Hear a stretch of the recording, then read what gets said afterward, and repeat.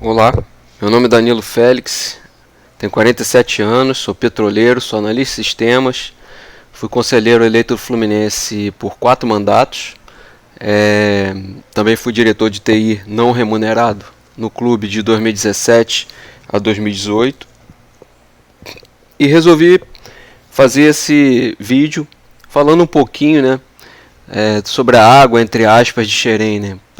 A gente vê muito na mídia jornalistas falando sobre a água de Xerém, que a gente sabe que não é água nenhuma. É muito trabalho, tem um histórico que eu vou mostrar aqui, vindo lá de trás, das diversas gestões, com as pessoas que trabalharam. E no final vou fazer uma reflexão como o Fluminense consegue equilibrar com clubes que investem muito mais na base do que ele, tá? Então, se você gostar do vídeo, dá o like aí, divulga para os seus amigos. É legal para estimular a fazer outros, tá bom? Então vamos lá, um pouquinho de histórico, linha do tempo, né? Em julho de 81, né, o Fluminense recebeu da União um terreno lá em Xerém, né, governo do general João Figueiredo. Em 30 de abril de 83, né, ele foi inaugurado, mas só tinha um campo de futebol, a equipe profissional treinava lá, para preservar o campo de Laranjeiras, né? Não tinha estrutura nenhuma. Em 85 passou a ter a parte física, né, a estrutura, só que não tinha equipamento. Então a inauguração, olha como o Fluminense perdeu tempo, né?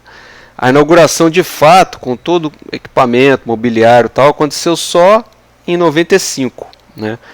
Um registro que merece ser feito aqui, uma pessoa que foi muito importante no início de Xerém foi o ex-presidente Silvio Kelly dos Santos. Quem conviveu com ele no Fluminense sabe que ele é um abnegado, sempre foi pró-clube, teve uma boa interlocução com a União, né, com o governo federal para conseguir esse terreno. Outra pessoa que também merece menção honrosa é o Roberto Alvarenga, não lembro o cargo dele na época, acho que era supervisor, não lembro direito, mas esses dois foram baluartes para o Fluminense conseguir essa estrutura que hoje revela tantos talentos, né? Xerém começou a funcionar de fato mesmo, produzir atleta, em 99 na gestão Davi Ficho. Vou mostrar aqui por quê. E depois, na gestão Orcades, teve uma queda de qualidade. Os próprios atletas chamavam Xerém de Carandiru, porque a estrutura ficou corroída, né? Não teve mais investimento desde 95, então ficou muito ruim a situação lá e os jogadores saíram de lá acreditando que ele venceu aquilo e não que o Fluminense deu uma oportunidade a ele. Vou mostrar isso também. A evolução que aconteceu no pós-2011. Investimento em estrutura, em RH, mudança de filosofia, mudança de estratégia e tudo que aconteceu para transformar Xerém na fábrica de talentos que é hoje. Então vamos lá por parte, né? Vou começar do período Ficho, porque os outros eu não vivi. O período Ficho estava lá no conselho, né? No segundo mandato Ficho eu fui conselheiro, então acompanhei de dentro do clube, né? O presidente Ficho, ele colocou o filho dele como gerente administrativo não remunerado, né? O cara de confiança dele, e ele tinha 2 dirigentes de apoio não remunerados também, que era o Cássio Miranda Neto e o Marcelo Teixeira. Tá? Por que tem esses dirigentes não remunerados, pessoal? É o institucional, é a figura do clube ali. Né? Você não pode jogar contra o Arte Sul, lá no campo do Arte Sul, no domingo de manhã, e não tem ninguém do clube. Tem que ter um dirigente do clube, que é como se fosse o patrão dos profissionais, acompanhando. Da mesma forma que quando o profissional viaja para jogar em Porto Alegre, tem que ter lá ou o presidente ou o vice de futebol. Não podem ir só os profissionais, tem que ir alguém que responde pela instituição, que foi eleito, né? Que tem cargo diretivo, tá? Então, no período Fischl, tinha um profissional responsável, que era o professor Enio de Farias, vou falar melhor dele daqui a pouco, e teve como highlights são os principais jogadores revelados durante aquele período, né? Então, Roger, Fernando Henrique, goleiro, Carlos Alberto, Rodolfo, Diego Souza, Arouca e os gêmeos Fábio e Rafael. Aqui vale um parêntese. Eu considero um case de sucesso em divisões de base jogador que dá retorno técnico e retorno financeiro. né? É um case também o jogador que dá só retorno técnico, só retorno financeiro, mas não é o ideal. O ideal é o jogador que dá retorno técnico e financeiro, né? Porque você assim tem ganho esportivo e ganho econômico de ter investido naquele jogador, né? Na formação daquele atleta. Então daqui, por exemplo, o Roger chegou a ser titular do Fluminense, bom período, foi vendido por, sei lá, 10 milhões de euros, então ele deu retorno técnico e financeiro. O Carlos Alberto, mesma coisa, Diego Souza, mesma coisa, eu não vou lembrar os valores aqui, mas todos eles foram vendidos. O único que não foi vendido aqui, por uma falha que eu vou falar à frente, na gestão Orcades, foi o Arouca. Ele deu retorno técnico, ele era titular no título de campeão da Copa do Brasil, por exemplo, estadual 2005, foi titular esse período inteiro, mas ele não deu retorno financeiro por uma falha do clube no timing da sua renovação. E os gêmeos Fábio e Rafael, eles tiveram assédio na época do Arsenal, né? E queriam levar os meninos, aliciar a família dos meninos, e o Fluminense teve que fazer uma espécie de convênio, né, de acordo com o Manchester United de levar esses meninos para lá pagando, né, para fugir do assédio do Arsenal, e fazendo um contrato que vinculasse a performance deles à remuneração do Fluminense. Então na época, isso foi 2000 e pouquinho, cada um rendeu ao Fluminense 3 milhões de euros, era um dinheirão naquela época. Não foi o ideal, mas foi o que deu para ser feito. Uma pena que eram dois meninos que jogavam um em cada lateral, tinha até uma particularidade, né? Eram gêmeos, jogavam o Fábio de lateral direito, Rafael de lateral esquerdo ou vice-versa, não estou lembrando direito. Eles poderiam ter sido titulares, ganhado muitos títulos aqui se não fosse esse assédio do Arsenal, tá? Vou pular. Esqueci de falar do professor Andy Farias. Esse cara reensinou o Fluminense a fazer divisões de base. O Fluminense era uma máquina de base na década de 80, 70, e depois daquela década de 90 maldita, ele desaprendeu. As pessoas que cuidavam disso saíram do clube e o Fluminense virou um caos. O Fluminense foi o último colocado do campeonato de Mirim, sub-13, em 98, vocês sabiam? Olha que resultado ridículo, 12 clubes, lanterna Fluminense, 98. Então o Fluminense foi lá no Vasco, pagou um dinheiro forte para o professor Enio, que foi o cara que revelou o Bismarck, Sorato, Romário, Mazinho, revelou todos esses jogadores na base do Vasco. O Fluminense pagou mais, tirou esse cara do Vasco e ele reensinou o Fluminense a fazer divisões de base. A verdade é essa, tá? Vou pular aqui. Saiu o Fischl, o candidato dele, ele não podia se reeleger mais, entrou o Orcades, que era o candidato apoiado por ele. Ele colocou como gerente administrativo não remunerado o Carlos Henrique Ferreira, que depois também foi vice-financeiro, não lembro se foi antes ou depois, mas na mesma gestão Orcades. Diretores de apoio eram Orlando de Souza e Rui Hesinger, né? É digno de nota que os diretores Nardo, Gutner, Cássio Miranda Neto, Marcelo Teixeira e Eduardo Bassan, todos eles, durante ainda o primeiro mandato do Orcades, foram pedindo para sair de lá porque não concordavam com as decisões que estavam sendo tomadas lá. Profissional responsável, ele botou uma indicação lá do Branco, que era o gerente de futebol no profissional, que era o Bruno Costa. Esse cara virou o cabeça lá de Xerém durante a gestão Orcades. Como highlights, né, tem o Marcelo, tem o Michael Bolt, tem o Alan, né, o Alan, Tartar e o Wellington Silva. Da mesma forma, o Wellington Silva praticamente não jogou, né, ele deu só o retorno financeiro. Todos esses jogadores aí foram vendidos muito baratos, por preço de uma ou duas folhas, né. O clube tinha a Unimed pagando 80% do futebol, podia ter se estruturado para segurar mais esses atletas, mas não conseguiu, né? Então, esses atletas foram todos vendidos muito barato, né? O Marcelo, por exemplo, foi 6 milhões de euros, jogador de altíssimo nível, né? Vale também o registro que eu estou considerando como highlight da gestão Orcades o Marcelo, mas é lógico que toda a formação dele de base foi durante a gestão Fischl. Mas como ele foi lançado na gestão Orcades, eu coloco como crédito da gestão Orcades, tá? Uma coisa importante, durante a gestão Orcades a gente teve perdas de atletas. Perda no fim do contrato, errou o timing de renovação, investiu no jogador, o jogador saiu de graça. Aconteceu isso com o Marinho, que hoje está no Santos, joga pra caramba, né? O Fluminense perdeu esse jogador de graça, tá? Com o Dalton, que já estava no profissional, mas aí foi um problema de litígio judicial, ele entrou na justiça, tentou pernar o clube, conseguiu, saiu e virou um ninguém, né? E com o Arouca, que deu retorno técnico, foi titular um período, mas o clube demorou, deixou para renovar no fim da renovação, no fim do contrato.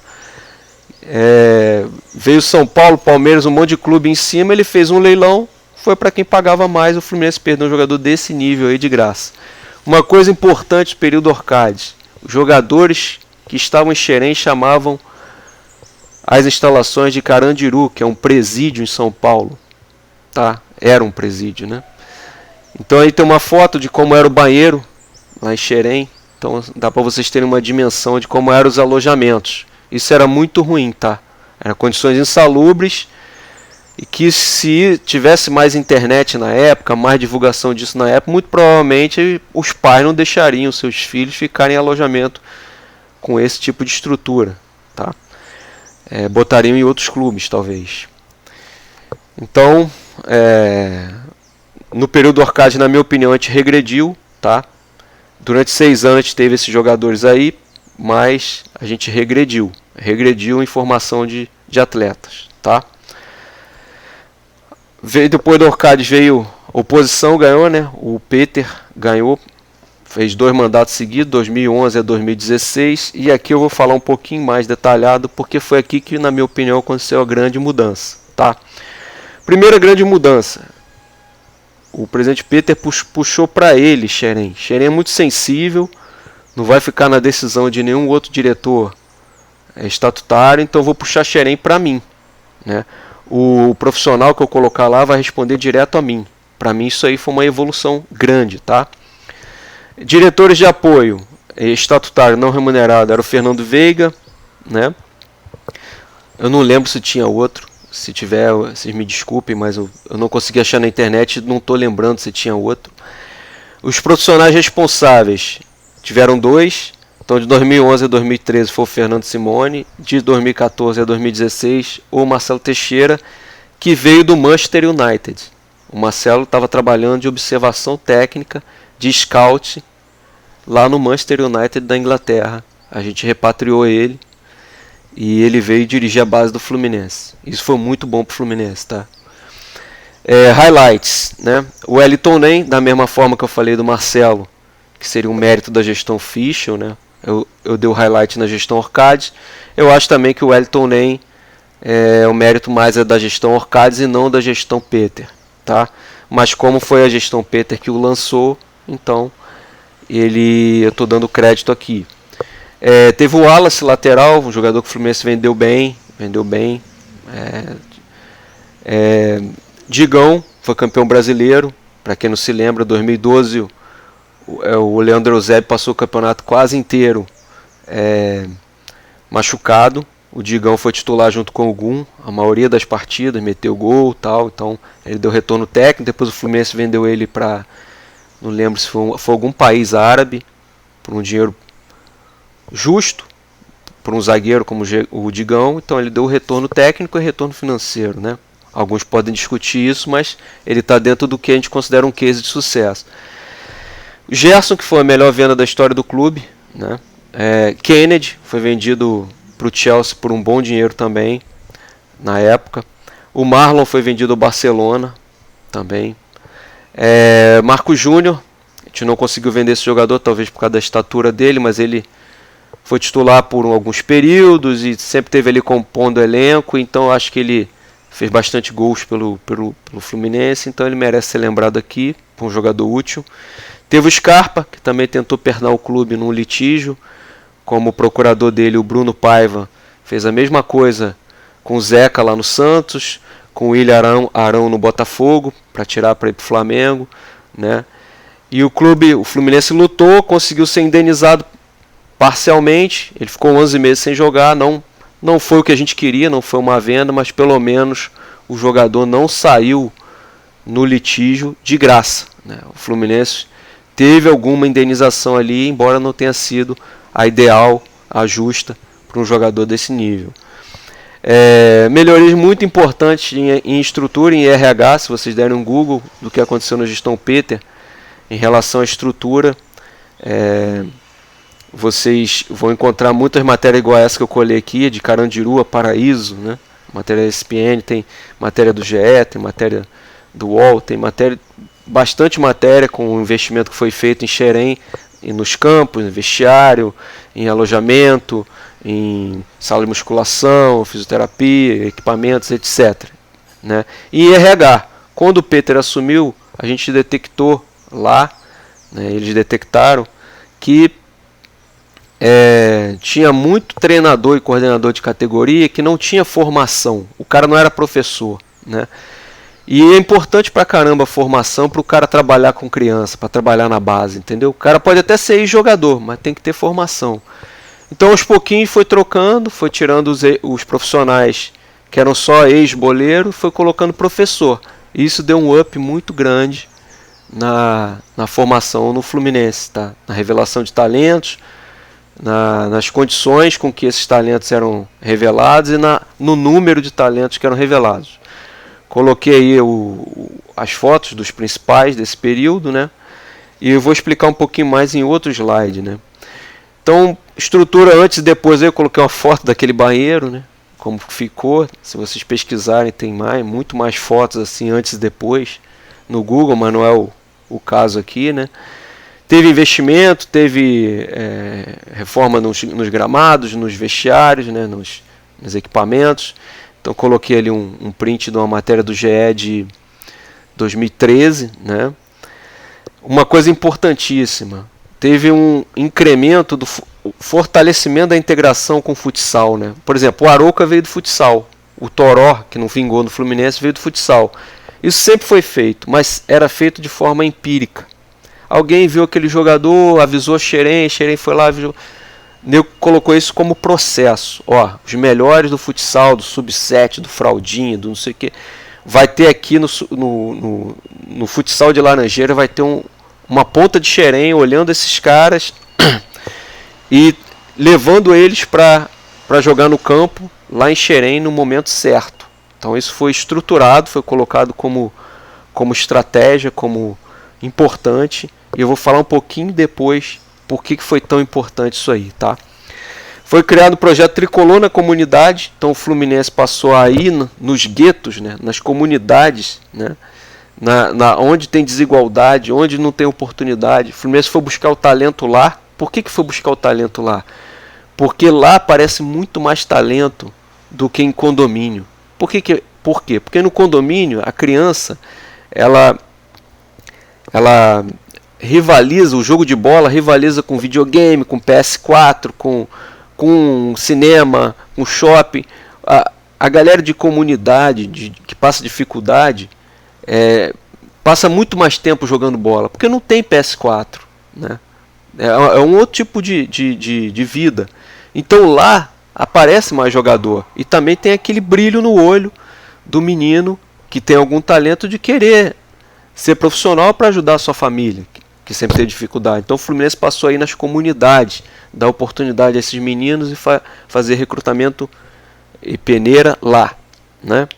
Isso passou a acontecer nessa gestão. Captação também foi ampliada. Então o grande sucesso Xerém é a sua rede de olheiros, né? Os olheiros de Xerém não são só profissionais do Fluminense. É o cara que coopera com o profissional do Fluminense. O cara tem uma rede, entendeu? Aí tem um olheiro que é remunerado não sei aonde, numa região do Brasil. Esse cara tem uma rede que observa por ele também. Então isso faz uma diferença danada, porque o bom jogador ele não vem, é muito difícil ele vir até você, você tem que achar ele, porque tem todos os outros clubes olhando e um monte de empresário também olhando, então você tem que chegar na frente e detectar ele na frente, né? O Fluminense também passou a ter um projeto estruturado de núcleos, escolinhas chamado Guerreirinhos, acho que já tem mais de 100 núcleos, isso foi implementado também nessa gestão e aparece jogador também nesses núcleos, espalhados geograficamente pelo Brasil, né? Então a revolução, junto com a mudança de RH, junto com a mudança na estrutura, junto com a ampliação desses esforços aqui, ela fez o Xerém mudar de patamar em relação à revelação de talentos, tá? Veio o período Abade, já pegando na esteira e mantendo a mesma estratégia, né? Mantendo as mesmas pessoas, né? Então o profissional responsável continuou sendo o Marcelo Teixeira. O período pequeno que o Marcelo Teixeira ficou no profissional, ele colocava o Marcelo Veiga, que também é uma pessoa que está lá até hoje, muito capaz, que foi escolhido por ele, eu acho, está lá no Fluminense até hoje, né? Diretores de apoio eram o Thiago Mangaba e o Rui Hesinger, né? Os estatutários. Diretor administrativo também não colocou, o presidente Abade puxou a base, o profissional responde direto a ele, pela sensibilidade da coisa, né? E foi só 2 anos e meio, mas olha o número de talentos revelados aí, né? Mesma filosofia mantida, Ibanes, Pedro, João Pedro, Marcos Paulo, Ayrton Lucas, Douglas, teve mais, Léo Pelé, teve outros jogadores que também o Fluminense conseguiu negociar ou usar em algum período, né, no time de cima. E teve a implantação importante de metodologia, de valores, né, de propósito. Faça uma pessoa melhor que você vai ter um jogador melhor, né, de formação de pessoas. Isso chegou a ser ridicularizado na internet por motivos políticos, e você vê quando ganha um título, quando vem uma grande vitória, hoje que os jogos estão passando mais na TV, né, você vê todo profissional de Xerém falar do valor disso aí, dessa metodologia, né? Então não é à toa que a coisa chegou no nível de excelência que está hoje, né? Vou pular aqui. Período Mário ainda curto, 2 mudanças importantes. O Mário não puxou para ele a base, ele criou uma vice-presidência de divisões de base e colocou o Rui Hesinger lá. Vamos ver se isso vai funcionar ao longo do tempo. O torcedor tem que avaliar se isso vai funcionar. Diretores de apoio eu peguei na internet, tá? Que eu não estou acompanhando de perto mais. Roberto Lúcio e Orlando Souza. O Orlando é o mesmo lá da época do Orcades, né? Profissional responsável Antônio Garcia, outra pessoa, não conheço qualidades profissional. Coordenadores de várias categorias voltaram a ser ex-jogadores, como acontecia lá atrás. Então, se você olhar, Cadu, Duílio, Ailton, acho que tem mais, Marco Brito não, acho que do futebol feminino. E foram colocados vários jogadores em posição de coordenação em Xerém. Isso vai funcionar? Não sei, tem que ser avaliado daqui a 3, 4 anos, com os jogadores que revelar nessa gestão. Highlights, né? Da mesma forma, Evanilson brilhou no início dessa gestão, mas eu também daria o crédito para a anterior, né? Na mesma coisa que eu estou falando nos outros slides, mas como ele foi lançado por essa, o crédito está aqui. Calegari, Martilleri e Luiz Henrique, jogadores que estão se firmando, né? Eu só acho que num clube ferrado de grana, né, a base ela tem que jogar, né? A prioridade na montagem do elenco tem que ser pelo menos 50% da base. Na base é uma base com essa qualidade que a gente tem, né? O jogador de base não pode não ser relacionado, como tem acontecido com o André, né? Com o Luiz Henrique, foi para a seleção sub-20 e voltou como reserva. Então assim, tem coisas que não ajudam um clube em dificuldade financeira, que tem que ter a sua base como prioridade. O São Paulo, no momento que eu estou fazendo esse vídeo, é o líder do Campeonato Brasileiro disparado, tem 4 da base jovens como titulares, que é Gabriel Sara, Brenner, Luan e mais um que é o Igor Gomes. Jogadores foram lançados esse ano pelo Fernando Diniz. Talvez levem o São Paulo ao título brasileiro. Isso não ensina nada para o Fluminense? Tem que ensinar, né? Então, para terminar, esse é o ranking do ano passado, né? Estou fazendo esse vídeo no dia 30/12/2020. No ano passado tem um ranking de investimento de divisões de base. Então o Flamengo investiu 31 milhões na base no ano passado, o Fluminense investiu 7. Né? O Fluminense é 1, 2, 3, 4, 5, 6, 7, 8, 9, 10. 11º maior investimento de base no Brasil. O que só comprova a excelência do trabalho que é feito lá. Né? Porque, o nosso trabalho de base com certeza é melhor que o do Atlético Mineiro, do Bahia, do Vasco, talvez do Cruzeiro, talvez hoje do Inter. Os outros aí eu acho que é do mesmo nível. Tá? Mas aí como que é possível? Como que é possível o Flamengo ter 31 milhões para investir na base? Ou seja, ele tem dinheiro para contratar os melhores que aparecem na Taça São Paulo em clubes menores, os melhores que aparecem em torneios sub-17, e o Fluminense não tem esse dinheiro. Então como que é possível, né, a gente chegar em título, em revelação em profusão? É o trabalho realizado lá. A semente que foi plantada lá na gestão Peter. A semente que foi plantada lá pelo Marcelo Teixeira, que veio do Manchester United com uma cultura excelente para a base. Né? O Flamengo ano passado investiu 7 milhões de reais. Todo o orçamento que o Fluminense tinha para investir na base no ano, o Flamengo investiu num jogador. Contratou um jogador da base, um jogador do Náutico, que foi a maior venda da história do Náutico. Colhei aí. Isso só comprova como é espetacular o trabalho de quem está lá em Xerém. Essa estrutura que o Fluminense montou. Tá? E onde está a lógica, o segredo principal? Eu falei que ia falar de novo do futsal. Né? Onde que está a lógica? O Fluminense já percebeu, desde que o Marcelo Teixeira estava lá, o Fluminense percebeu que não tem mais ele como duelar na grana para contratar esse jogador aí do Náutico, por exemplo. Não dá, eu não tenho recurso para competir com o Flamengo. Então, o que ele percebeu? Bom, se eu não tenho recurso para competir com o Flamengo e eu não consigo mais pegar o jogador em parceria como fazia 5 anos atrás, porque se vocês olharem lá, o Pedro era metade do Fluminense, metade do Artesul. O Ayrton Lucas era metade do Fluminense e metade do outro pedaço lá que eu não lembro. Ele veio do ABC, eu acho. Ou do agente dele, da empresa dele, não lembro direito. Por quê? Porque você não tinha dinheiro para pagar pelo jogador para ele vir na base, então você chegava para o clube menor e falava assim, ou pro agente, né? Ó, vem fazer base no Fluminense, se ele virar jogador na venda, cada parte ganha 50%. Então, na prática você fazia o quê? Você dividia o lucro, se ele virar jogador, e divide o risco também. Né? Se ele não virar jogador, o Fluminense não botou dinheiro nenhum. Que é a grande maioria dos casos. Tá?